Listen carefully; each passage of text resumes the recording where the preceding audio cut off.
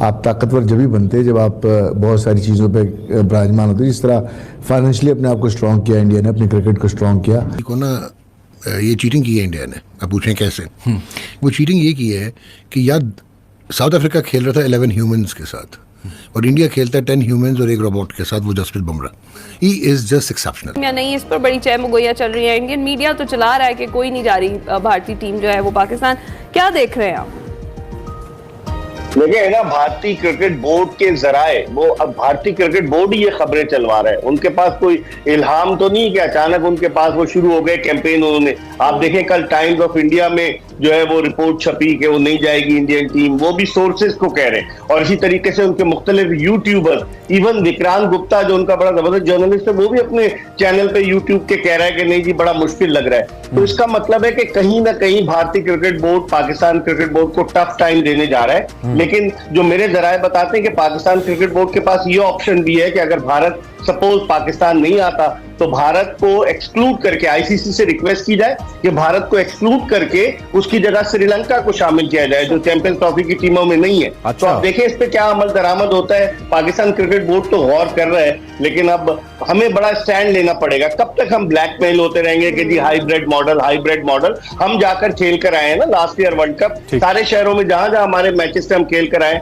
तो हमें ब्लैकमेल नहीं होना चाहिए। हमें स्टैंड लेना चाहिए गवर्नमेंट के साथ मिलकर कि कब तक हम भारत के हाथों इस तरह से रुसवा होते रहेंगे कि हम नहीं आ रहे। उन्हें अपने पैसे पर बड़ा घुमंड है। कल मैं देख रहा था कि दुनिया का अमीर तरीन कई अरब डॉलर है उसके पास, भारतीय क्रिकेट बोर्ड के पास अमीर तरीन बोर्ड है। वो अपनी स्पॉन्सरशिप पर, अपनी वो जो फाइनेंशियल कंपनीज पर वो घुमंड करता है। तो हमें वाज़ेह स्टैंड लेना पड़ेगा। आखिर कब तक हम ये मामला चलता रहेगा? चूहे बिल्ली का खेल ये कब तक जारी रहेगा?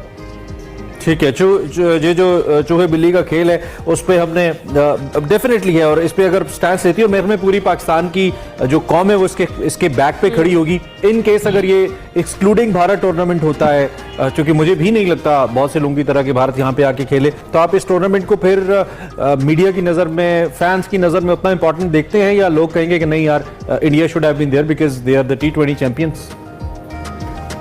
देखिए 16 साल के तवील अरसे के बाद इमरान पाकिस्तान जो है वो किसी एक आईसीसी के इवेंट की मेजबानी कर रहा है। 16 साल पहले तो एशियन क्रिकेट काउंसिल का एशिया कप हुआ था। तो मेरे ख्याल में भारत की टीम की अपनी वैल्यू है। वो 50 ओवर्स के वर्ल्ड कप के फाइनल में पहुंचे, T20 चैंपियनशिप उन्होंने जीती। अब से 2 बरस कबल वो आईसीसी टेस्ट चैंपियनशिप के फाइनल में पहुंचे। तो उनकी टीम की एक अपनी वर्थ तो है, इसी वजह से वो फैल रहे हैं ना, इसी वजह से वो कह रहे हैं नहीं जी नहीं। लेकिन पाकिस्तान क्रिकेट बोर्ड को आईसीसी को कन्विंस करना चाहिए। अब आप देखें आईसीसी का जो चेयरमैन है ग्रेगरी बार्कले, जिसका ताल्लुक न्यूजीलैंड से, वो तो खुद जय शाह के साथ खड़ा हुआ था जो ट्रॉफीज और मेडल्स बांट रहे थे वर्ल्ड कप के फाइनल में। तो अब पाकिस्तान क्रिकेट बोर्ड के कोर्ट में है गेम कि पाकिस्तान क्रिकेट बोर्ड आईसीसी के सामने अपना ये केस किस तरीके से पेश करता है। पाकिस्तान करेगा, पाकिस्तान में आके खेलने से इनकार कर दिया है, और इसमें बहुत सारे सवालिया निशान जो हैं वो उठाए जा रहे हैं कि ऐसा भारत ने क्यों किया है। एक तरफ तो हम अच्छी अच्छी पिक्चर्स शेयर कर रहे होते हैं बाबर आजम की विराट कोहली के साथ, दूसरी जानिब ये प्रोपेगेंडा क्यों हो रहा है? ये कौन सा प्रोपेगेंडा? ये प्रोपेगेंडा कि पाकिस्तान नहीं आके खेलना, कोई और दूसरा होगा, यूएई में खेल सकते हैं, आप श्रीलंका ले जाएं वहां खेल सकते हैं, लेकिन यहाँ नहीं खेल सकते। क्या पाकिस्तान भी ऐसा ही करेगा या करना चाहिए इस तरह? ये भी सूरत वही है कि इंडियन गवर्नमेंट इस वक्त बीसीसीआई को इजाजत नहीं दे रही कि वो पाकिस्तान में जाके शमूलियत हो, पार्टिसिपेशन करे। बाकी सब मुल्क तैयार है और आए भी हैं, इंग्लैंड आए और हो भी गए उनमें से कुछ। अब तो बहुत कुछ शुरू हो गया, कोई इशू नहीं है। तो अब सिक्योरिटी का इशू नहीं है, अब इंडिया पाकिस्तान रिलेशंस का इशू है। और जब तक वो इंडिया पाकिस्तान के relations the official level, diplomatic level ठीक नहीं होंगे, उस वक्त तक इंडियन हुकूमत जो है वो अब बीसीसीआई को इजाज़त नहीं देगी कि वो पाकिस्तान जाके पाकिस्तान के खिलाफ खेले। अलबत्ता इंटरनेशनल टूर्नामेंट्स में आउटसाइड पाकिस्तान वो इजाज़त दे देते हैं। जैसे अब ये अगले इतवार को हमारा मैच हो रहा है ना वर्ल्ड कप का इंडिया के साथ, बिल्कुल, तो वो इजाज़त मिल जाती है उनको। मगर पाकिस्तान के साथ बायलैटरल सीरीज़ की इजाज़त अभी तक इंडियन बोर्ड ने नहीं दी। तो एक तो ये, तो इसलिए ये जो इस वक्त इंडिया का जो बीसीसीआई का मौक़िफ़ ये है कि पहले उन्होंने ये कहा था जय शाह ने कि हम खेलने के लिए तैयार है पाकिस्तान को, और अगर हमें इंडियन गवर्नमेंट इजाज़त दे तो हम पाकिस्तान भी चले जाएंगे। मगर इंडियन गवर्नमेंट ने तक इजाज़त नहीं दी, उन्होंने अब कह दिया कि हम इजाज़त नहीं दे रहे। यही हुआ था 2016 में कि हमें बांग्लादेश जाके खेलना पड़ा था। ठीक है, मगर उस वक्त सारे यही कहते थे कि पाकिस्तान नहीं जाना।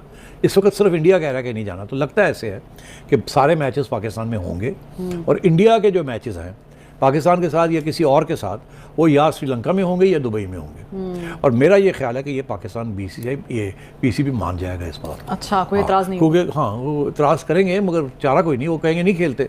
कि अब जिस तरह से इंडिया के इन्फ्लुएंशियल होने की बात की गई, तो आपको याद है कि एक बिग थ्री भी एक हकीकत हुआ करती थी जो अभी भी एग्जिस्ट करती है वन वे और दी अनदर, और ये शुरू में शोशे इसीलिए छोड़े जाते हैं ताकि जो मुतालिका मुल्क है उसका रिएक्शन देखा जा सके। तो do you think it would be that easy for Pakistan to convince ICC to pressurize them into playing this match? नहीं, पाकिस्तान के लिए इतना आसान नहीं होगा, ये बात आपने बिल्कुल दुरुस्त की। इंडिया का क्लाउड है, इंडिया के पास बड़ा पैसा है, उनका जो पैसा है 70-75% इंडिया के पैसों से क्रिकेट चलती है। उनकी टीम भी बहुत अच्छी हो गई, वो वर्ल्ड चैंपियन है T20 क्रिकेट के, वो डिक्टेट करा सकते हैं ICC को भी, दूसरे मेंबर ममालिक को भी, उनको भी फोर्स कर सकते हैं। एक दो मेंबर ममालिक को ये भी कह सकते हैं कि आपको सिक्योरिटी खदशात होंगे, और इन मेंबर ममालिक में अफगानिस्तान भी हो सकता है कि अफगानिस्तान से हमारे ताल्लुकात इन दिनों इतने अच्छे नहीं चल रहे। And you remember the kind of emails they used to generate, वो याद है ना सर आपको सिलसिला? बिल्कुल ऐसा ही है, बिरयानी खा के चले गए थे वापस कीवीज। हाँ, उनका ये चलता रहेगा उस वक्त तक जब तक या वो शिफ्ट न करा ले या उनको इतना उनकी गवर्नमेंट की तरफ से। देखिए, इसका बहुत एक आसान तो नहीं, एक हल ये है, बड़ा हल है। वो ये कि दोनों मुल्कों की तरफ से अगर सियासी तौर पर दोनों हुकूमतें बातचीत करना शुरू करते हैं, और ये पाकिस्तान की तरफ से इंटेंट शो किया गया है। डेप्यूटी प्राइम मिनिस्टर इसहाक डार ने कहा है कि हम ट्रेड भी करने के लिए तैयार हैं, बातचीत भी करने के लिए तैयार हैं, और भी बहुत से। कल अमेरिकन एक ऑफिशियल का मैं इंटरव्यू सुन रहा था, वो भी यही कह रही थी कि पाकिस्तान और इंडिया में मुज़ाकरात होने चाहिए।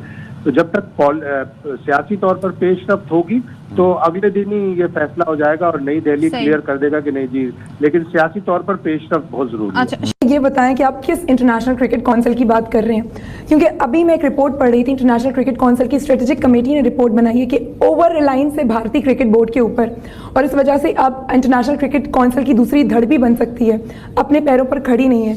तो जो वो क्रिकेट काउंसिल जो अपने पैरों पर नहीं खड़ी, वो कैसे किसी क्रिकेट बोर्ड को इन्फ्लुएंस कर सकती है? देखिए, ये तो दुनिया मानती है कि इंटरनेशनल क्रिकेट काउंसिल जो है वो एक कठपुतली मामला है, और जो बिग थ्री का मामला ख़त्म करने में शशांक मनोहर ने बड़ा मेन रोल प्ले किया। अब वो इंटरनेशनल क्रिकेट काउंसिल की सदारत पर एक बार फिर बुरा जबान हो गए। लेकिन जो दूसरी सबसे इंपॉर्टेंट बात है, आप आई डोंट नो कि मौजूद थी नहीं थी जब वर्ल्ड 11 की टीम श्रीलंका की टीम 1 ऑफ T20 खेलने के लिए लाहौर आई थी, आप मौजूद थी। आपको याद होगा डेव रिचर्डसन ने प्रेस कॉन्फ्रेंस में क्या कहा था? डेव रिचर्डसन ने कहा था कि बड़ी आवाज़ है इंटरनेशनल क्रिकेट काउंसिल में भारत की, और उसके अगेंस्ट हम बात कर नहीं सकते। अब इसके बाद कुछ समझ और ना समझने वाली बात नहीं है कि क्या इन्फ्लुएंस है इंडियन क्रिकेट बोर्ड का इंटरनेशनल क्रिकेट काउंसिल में। दुनिया में बहुत सारी लीग्स हो रही हैं, पाकिस्तान सुपर लीग हो रही है, बिग बैश हो रही है, कैरेबियन लीग हो रही है, बांग्लादेश प्रीमियर लीग हो रही है, लेकिन जब इंडियन प्रीमियर लीग होती है तो 2 महीने के लिए सारे सीजन ऑफ हो जाते हैं। मां सिवाय पाकिस्तान और इंग्लैंड के और आयरलैंड के दुनिया में कहीं क्रिकेट नहीं हो रही। तो सबको नजर आ रहा है हफीज ने जो बात कही है गलत बात नहीं की। अब ये मामला पाकिस्तान क्रिकेट बोर्ड का है कि वो अपने खिलाड़ी को किस तरह सिक्योर करते हैं। जिस तरह कामरान अकमल बात कर रहे थे कि आपको रिस्पेक्ट देनी चाहिए, इस मामले को कूल डाउन तरीके से हल करना चाहिए, तो बात अच्छी है। बिल्कुल, ICC के ऊपर नहीं बल्कि PCB के ऊपर डिपेंड करता है कि वो कैसे फाइट करते हैं। आपके ख्याल में पाकिस्तान क्रिकेट बोर्ड ICC के खिलाफ या ICC के सामने डट के खड़ा हो सकता है अपने क्रिकेटर को लेके? इतनी हिम्मत या इतना दम हमें है? क्योंकि जैसे याया कह रहे हैं कि ICC तो खुद अपने पैरों पे नहीं खड़ा, लेकिन भारत का बहुत ज्यादा इन्फ्लुएंस है। पे आने के लिए इंडिया ने अपने आप को प्रूव किया है, और आप ताकतवर जब भी बनते हैं जब आप बहुत सारी चीज़ों पे विराजमान होते हैं। जिस तरह फाइनेंशियली अपने आप को स्ट्रॉन्ग किया इंडिया ने, अपनी क्रिकेट को स्ट्रॉन्ग किया। हमारे पास वो आज की डेट में बॉलर है जो वो कर सकता है जो बुमराह कर सकता है। आई डोंट नो, मतलब is it a quality issue as well? Okay, बहुत ज़बरदस्त आपने क्वेश्चन पूछा। सो नंबर 1, प्रॉबेबली मेरी डिबेट हो रही थी राशिद लतीफ़ से। ही थॉट कि जो इंडिया पाकिस्तान के 2007 का वर्ल्ड कप फाइनल था, T20 world cup, that was the best. But I contradict. I personally feel कि ये जो फाइनल हुआ है इंडिया वर्सेस साउथ अफ्रीका बर्बाडोस में, that was the best quality wise, competitive edge and how India actually came back from behind। ये तो एक चीज़ हो गई। दूसरा ये है कि ऑन ए लाइटर नोट, मेरा ख्याल है ICC को ना ये चीटिंग की है इंडिया ने। अब पूछें कैसे? वो चीटिंग ये की है कि यार साउथ अफ्रीका खेल रहा था 11 ह्यूमंस के साथ, और इंडिया खेलता है 10 ह्यूमंस और एक रोबोट के साथ, वो Jasprit Bumrah. He is just exceptional, he is amazing. तो एक तो ये प्लेयर ऑफ जनरेशन्स होते हैं, they come once in a while in a generation.